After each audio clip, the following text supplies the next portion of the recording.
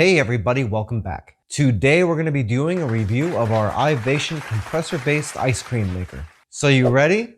Let's get into this. Just a quick note, this review is based upon our experiences and opinions of this machine, and also all of the things that are important to us. That might be a little bit different for you. So what we'd recommend is that after you get done watching our video, you pull up some videos from other creators, just so you can get a wider range of opinions and critiques from different people. That way you can make a more informed buying decision for yourself. And that's what's really important. But enough of that crap. Let's get into what you came here for. Well, I'll tell you what, it is a pretty good looking machine. Of all the ice cream makers we looked at, this was the most attractive one. That doesn't affect the performance much, but there's definitely something to be said about things that look good on your countertop. This thing is 10 inches wide by 10 inches deep, and it's about 13 inches tall. That means this will fit on your countertop underneath your cabinets, and you'll still be able to access it and use it without your covers getting in the way too much. It's got a 3.5-foot power cable, that's nice. However, on the bottom of the machine here, there's no integrated cable management or anything, so that cable is going to be kind of flopping back there. Going around the machine, you have vent here, vent back here, and a third vent over here. If you look through the vents on the back, you can see all the heat sinks and everything for the motor, which actually really does run pretty quiet. Much more quiet than you would think for a machine like this. In fact, if your kitchen's connected to your living room like mine, you can make ice cream and watch TV at the same time, and it's not really going to bother you too much. You can see the design of the case here where this has got a lip and it's kind of angled right here where the control panel is. Kind of like that, looks nice. And you got all your controls here in the front. And these are super simple. You really don't even need to look at the directions for them. Let's go through them really quick. So you got your power button that just turns the machine on and off. You got your timer blinking here, which is at 60 minutes, which is the maximum. You can change that by using the plus and minus buttons. So minus takes time away, plus adds time back, and if you didn't know that, then I don't really know what to tell you. The button right next to those here is the start and pause button. So if I start this, it's going to start whatever cycle I have highlighted at the top here, and if I press it again, it'll pause it. Your program modes at the top here are the snowflake, which is basically just cooling, and if it's on that snowflake and I press start, then all it's going to do is turn the compressor on. So if I push this, all it's going to do is cool this, and it's not actually going to spin the paddle at all. The second button is just to turn on the paddle. So once again, if I push that and I go ahead and start this up, now it's just spinning the paddle, but the compressor's turned off. So you might use this if you've got finished ice cream and all you want to do is throw in a mix in really quick. In that case, you'd use that button. And then your third button with the ice cream cone on it is to make ice cream. So just a quick rundown, the picture of the snowflake is just to turn on the cooling. The picture of the thing spinning around is to just make it spin. And the picture of the ice cream is to make ice cream. That's so easy, the caveman can do it. Not cool. Looking down on this, we have our lid, which has got a little door on here. This door is so you can take mix-ins and throw them in there without turning the machine off. And the lid just kind of locks in place. So to get that off, you just turn it clockwise and it pops right off just like that. You can see the top of the paddle down here, and as you see, that kind of fits into the top of the lid. So when this is on, it really secures this in place. Next we have our paddle here. This is all ABS plastic. And then we have our actual bowl here. This has a 1.2 liter capacity, which is about 8 scoops depending on how big you make your scoops. But you got to keep in mind that this is 1.2 liter minus the amount of space that this takes up. So keep in mind that you're not going to get that full amount in here. In our testing of making recipes with this, we've gotten roughly 6 scoops out of this. Maybe a tiny bit more, but we don't fill it up all the way. We'll talk about that a little bit later. Down here you can see the seal and the top of the gear that the paddle sits on. And if we turn this over, you can see that it's all screwed together. This is all ABS plastic around here, but the actual teeth down here are made of metal, so that's good. Looking into the machine, you can see the top of the motor down here, and the gear that marries into the one on the bowl is metal also, so you got a good metal-to-metal contact. You can see all this metal surface around in here. This is the actual area that the compressor cools. And I'll tell you what, for making ice cream, it's very, very effective. Up in the top here, you can see these 2 notches. Those fit together with the notches here on your bowl. So when this comes down in here and sits down, it'll sit right in there, and this really can't move around at all. So when you put this back together, like so, and like so, it makes for a pretty sturdy connection.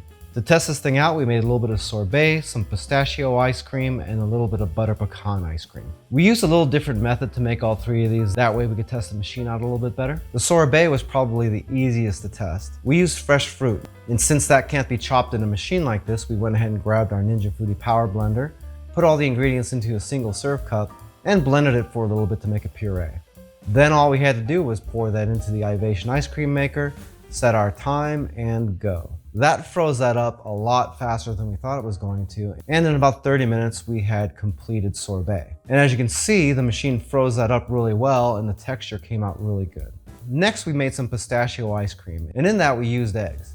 So because of that, we went ahead and had to cook our ingredients, which is perfectly fine because even if you're not using eggs, heating the cream up like that is going to help your sweetener dissolve really well so you don't have grainy ice cream. Went ahead and put that in the refrigerator for several hours to cool it down. And then we stuck those ingredients into the machine and ran it for a full 60-minute cycle. And after about 45 minutes or so, the mixture in the ice cream maker got so thick that the paddle was just mixing the entire thing in one ball, so we went ahead and stopped it. The texture on this came out someplace between soft serve ice cream and store-bought ice cream. Definitely firm enough to serve right up and enjoy, but some people like a lot harder ice cream, and for those people, you would have to take your finished product and put it into the freezer for about 2 hours or so, just to firm it up a little bit. But no matter how you like it, the machine did a great job.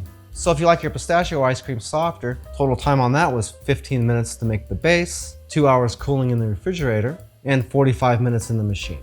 So you're talking 3 hours total time for the pistachio, unless you like it a little bit firmer, in which case you've got to add a couple of hours of freezer time, so you'd be talking about 5 hours total on that. However, if you make this like the butter pecan we're about to talk about, then you can cut about 2 hours out of that time. For our third test, we made butter pecan ice cream. Very similar process here, since butter pecan ice cream is basically just vanilla ice cream with some butter toasted pecans thrown in. Once again, we heated up the cream, threw in the eggs, did everything the same way, except this time, instead of taking our mix and cooling it down in the refrigerator, we just let that mix cool down on the counter for a couple of minutes, and then poured it straight into the machine pretty much on the hot side, and just started the machine up just to see what would happen. And the results were really good. We let the machine run for a full 60-minute cycle, and with maybe 2 minutes or so left, that's the point where it thickened up enough to where the paddle wasn't doing anything anymore. And at that point, we just went ahead and stopped it. Just like the pistachio ice cream, the texture was once again someplace between soft serve and store-bought ice cream. Again, it was well mixed and it was plenty firm enough for us. And once again, if you want that ice cream to be a little bit firmer, you can put it into your freezer for a couple of hours, and you get similar results as before. The only difference is that we didn't have any cooling time to deal with in the refrigerator. So if you like it a little bit softer,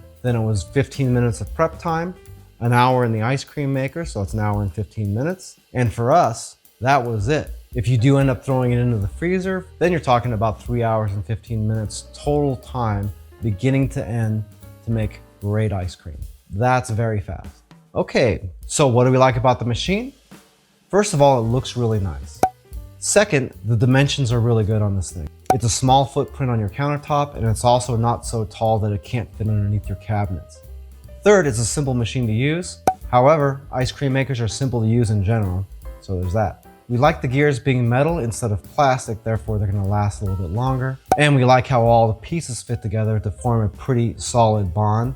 That way the parts that are plastic are less likely to break. We like the capacity of the bowl at 1.2 liters. 1.5 would be nicer, and Ivation does make a model that's slightly larger and does feature that. However, we still feel like it had plenty of space in there. We like that it's got that door and a lid for mix-ins. We like the length of the power cable. We're very happy with the noise level. And we really like that it leaves the compressor on for a while after your ice cream gets done, giving you plenty of time to eat without you having to worry about it melting on you. Finally, there's the price. This Ivation compressor-based ice cream maker was only about $230 when we got it. And that's a fantastic price for any compressor-based ice cream maker, let alone one that does a good job. It wasn't all that long ago when, if you wanted to get a compressor-based ice cream maker, that was going to start at about $499, and then that could run all the way up close to $1,000. So to get that price down into this range, that's great. Okay, now for our critiques. There's nowhere to put the power cable. It wouldn't have taken that much more engineering to put a little bit of cable management into it. And if you're like me and you don't like visible cords everywhere, then that's a little bit annoying. Second, even though we like the mix-in door, it's just held on here with a couple of little plastic nubs here. Kind of got a feeling that you need to be careful here because that's just thin plastic on thin plastic here. And if you're not careful, that door is gonna go away and you're gonna have a hole here with no door. See? Next is the paddle. There's a couple of things with this paddle. You've got kind of a weird small opening on this side, and all the angles are kind of funny on this. I don't know how much of this is necessary for functionality. That's above my pay grade, but I'll tell you what, when your ice cream finishes and you're trying to get it out of the bowl, you end up having to pull this out, and there's all kinds of ice cream caked on all over the place. So you gotta use a spoon and kind of dig around in here and get everything out. And you're gonna make kind of a mess getting it all out of here, and it is irritating. It really is. In fact, I really like this machine, but I really don't like that. In fact, I hate it. Next, about the bowl, even though the capacity of this is 1.2 liters, you have to take a couple things into consideration. First, it's 1.2 liters minus that. Second, it's 1.2 liters to the top. And if you've ever made ice cream before, you don't want this ever filled to the top. Therefore, the amount of liquid that you actually put in this is much, much lower than that. In fact, what we found is that with the paddle in here, you really don't want it filled up past about yay high, so 2/3 of the way up. Otherwise, it's going to expand enough to where it's coming out of the top of the bowl here. And if it comes out of the top of the bowl, then that means it's gonna drip out and it's gonna get in between the bowl and your compressor surface. And then you're gonna get ice cream freezing in there, and you could get it down into the compressor. That's actually a common problem with really all ice cream makers, compressor types and freezer bowl types. That can actually be the difference between having a great experience and just being pissed off. So remember, avoid being pissed off. One last thing to mention, as long as we're on the critiques, is the big elephant in the room, which is home ice cream makers with the paddle in it are not going to make ice cream as hard as ice cream from the store. And that's for obvious reasons. If you scoop ice cream out of a tub from the store, you're gonna see it's pretty hard. There's no way any paddle is gonna be able to turn something that thick and that hard. It just ain't gonna happen. In fact, when ice cream gets made in your dairy, it's actually made a very similar way. All the ingredients are put in, it's put in big vats, it's mixed around until it gets nice and thick and combined. Those are poured into the big tubs, and then the tubs are frozen. That's why when you open that ice cream container for the first time, and you got that nice little thin layer of ice cream sticking to the lid that you end up grabbing a spoon right away and eating right out of the top of the container. That's why, because it was already mixed and it was thickened and frozen in that container. By the way, if this is your first time here and you want to learn some cool new recipes, get some great cooking tips and tricks and all sorts of other kitchen related things, then start now by subscribing to the channel and clicking the notification bell so you never miss a thing. So in conclusion, this Ivation Ice Cream 36 compressor-based ice cream maker is a great deal. For well under 300 bucks, you get an ice cream maker that can make ice cream beginning to end without having to pre-plan anything. Also, I can't tell you enough how much I appreciate compressor-based ice cream machines and the fact that you don't have to pre-freeze things. You can do everything on a whim, which is really the best thing about this. Time is money. So in conclusion, we really like the Ivation Ice Cream 36 compressor-based ice cream maker, which is definitely a mouthful to say because I had to do that take 10 times before I said it correctly. It's compressor-based, the price is right. In fact, the price is fantastic, seeing as how most of these machines are still well over $500. It's got great capacity, so you can easily make ice cream for 4 people at a time. It's fast. Since it's compressor-based, it means you don't have to pre-freeze anything, so that cuts down the planning a ton and cuts down on time, which is important. And the best part of all is that it makes good ice cream. I already mentioned the critiques that I have on it, but to me, none of those things are deal breakers. And frankly, it's gonna get a little bit of leeway because of the price. So if you're asking me, I think it's a great deal and I think you'll love it. If you look down in the description of the video, I do have a product link for this on Amazon, just in case you want to get a little bit more information about it. I thank you so much for taking a little bit of time out of your day to watch this video. It really does mean a lot to me and I can't wait to see you back again here really soon. So until that time, I'm Joe, and I hope you have a phenomenal day. Take it easy.